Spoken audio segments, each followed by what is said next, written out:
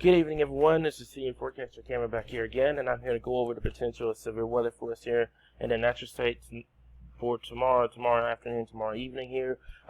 Main threat is going to be for the potential of damaging winds and tornadoes, also the potential of hail, and also the potential of power outages here tomorrow night, tomorrow afternoon into tomorrow night here, guys. Elephant in the room, this was intended to be a live video. Internet issues tonight that will be completely worked out for tomorrow, so I'm sending this to a regular video blog here. So as to before, talk about the enhanced risk. The enhanced risk is down to central Arkansas, the north central Arkansas, northeastern Arkansas. We will have an update within the next hour or so going over the potential severe weather for tomorrow here, guys. So this is what we got right now. This video blog is going to be relatively quick. Just to give you guys a brief overview of what we could be looking at tomorrow here. You guys just saw the dew points. What we're looking at here is this setup. The overall setup with this deal is you got a powerful upper-level system that's emerging out of the Four Corners region.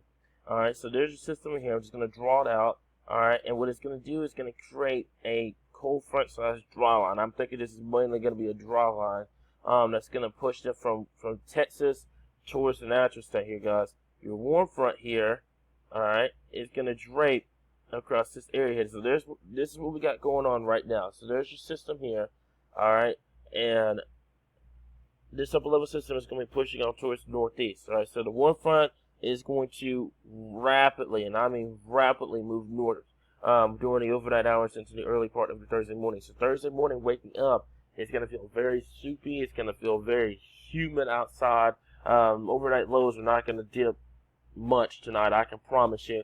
But that's for that warm front's going to push north, and then there's your boundary that's going to push as we get towards late tonight into the early part of your early Thursday morning here across Oklahoma into Texas here. Now, to tackle the elephant in the room about the potential of a moderate risk being issued. One, we will know that within the next hour and a half if they do that, but what we need to see first is what happens with this activity, okay?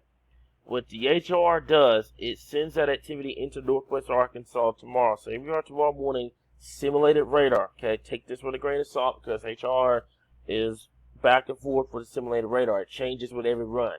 So there's your rainfall totals, and then watch. As it gets into Arkansas, poof, just gone. Because what's going on here is that we have a mid-level cap in place. It's weak, but we have a cap in place. So that's what's going to keep this thing from being an all-day rain event for us here in the natural state. And that's what earlier guidance was suggesting, that the morning activity will be so widespread that it would just completely cancel out the severe weather potential in the afternoon. But as we've been seeing with the latest guidance tonight, that morning activity will be completely gone as we get towards the mid-morning, late morning hours of your Thursday here, guys. And what ends up happening here is we get towards that 2-3 o'clock time frame, you start getting thunderstorm activity developing across western Arkansas and northwestern Arkansas here, guys. As said before, I don't know if they're going to go moderate. Don't be surprised if they don't go moderate right off the bat, because we need to see what happens with that first round tonight into the early part of your Thursday morning here. But here's what the HR wants to do with the instability, okay? It's been basically a solid wall in terms of instability here. But what it does here, right around tomorrow morning, right around mid-morning, clouds start to break. It starts to fade away.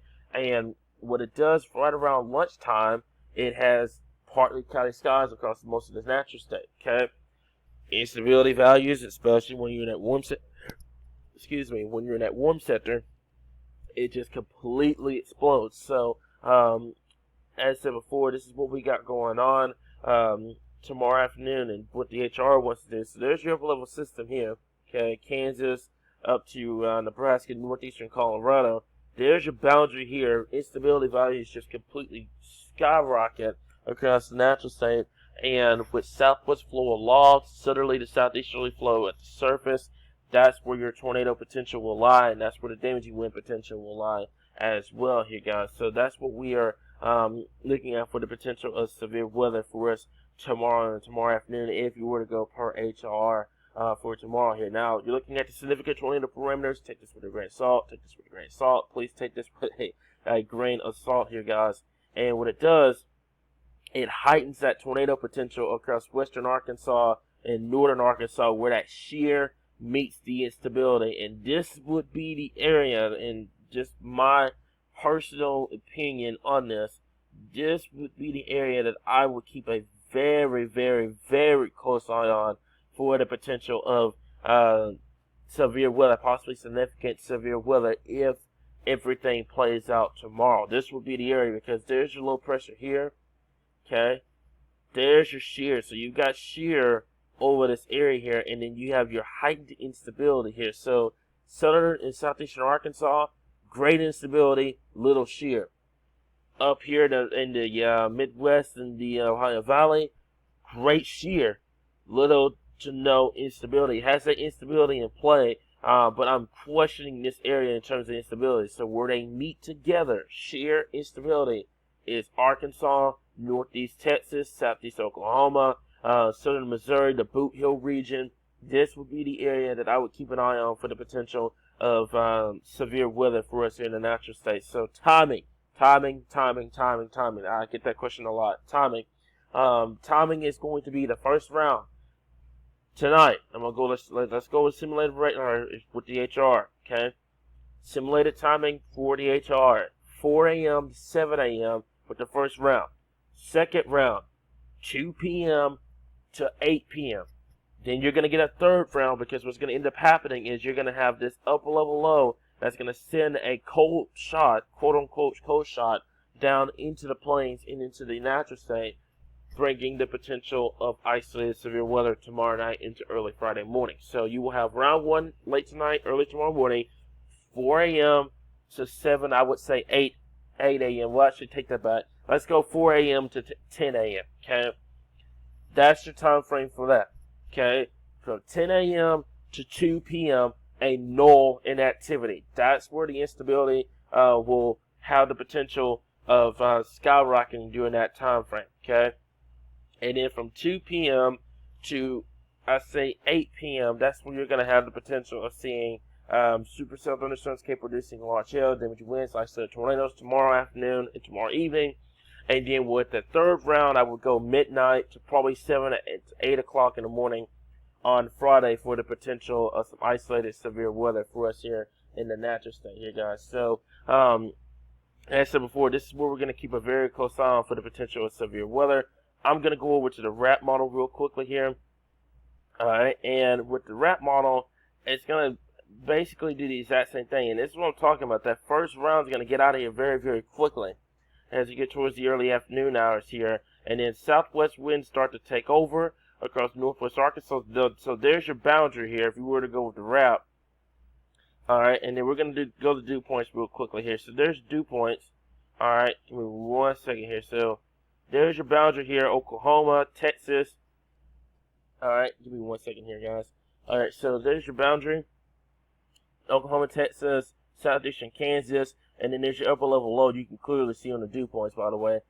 Dew points just easily exceed the upper 60s, even low 70s here, guys. So it's going to feel very sticky tomorrow afternoon and the early tomorrow evening here across the natural state out ahead of these storms. So the environment is going to be conducive for the potential of severe weather, potentially significant severe weather, if everything meets together. The one particular thing I'm worried about is capping inversion. Okay, we have seen this time and time again where everything looks perfect. Instability looks great. Your shear looks pretty good. You got everything set up for severe weather, and that cap just holds all activity. So capping inversion, especially late morning into early afternoon, will be the question on what happens later on in the afternoon into the evening hours for us here in the natural state. So we're going to keep a very close eye on that potential. But I will let you guys know something real fast, is that whatever cap we have in place is going to be very, very weak, especially with this morning activity that's going to come through. That's the reason why it's so bad to have morning activity before before severe weather in the afternoon, is because that morning activity weakens the cap. It weakens it significantly, and then when you get that that shear in place, it just completely erodes it, and that's where everything could take off as it gets towards late tomorrow night, tomorrow afternoon, tomorrow evening, into tomorrow night here, guys. So I do appreciate you guys for tuning into this video blog here tonight. Like I talked to you guys before, I am deeply sorry about this just being a regular video blog. I intended this to be a video blog here tonight, but we will keep you guys updated tomorrow all day for the potential of severe weather for us in the natural state. Let's break it down one more time before we end this blog. Tornadoes, damaging winds are your primary threats. Large hail is your secondary threat. Flooding is also your secondary threat. Power outages could be a problem, especially with your ground being extremely saturated. So whatever trees fall, trees fall, that's where your power outage could be a problem here. This is the current outlook. We will have an updated outlook within the next hour, hour and a half to 2 hours for us here at Arkansas Weather Watchers, and we will be going over to Severe Weather Awareness Day at midnight. So thank you guys for tuning into this video blog, and we hope that you guys have a great rest of your Wednesday evening.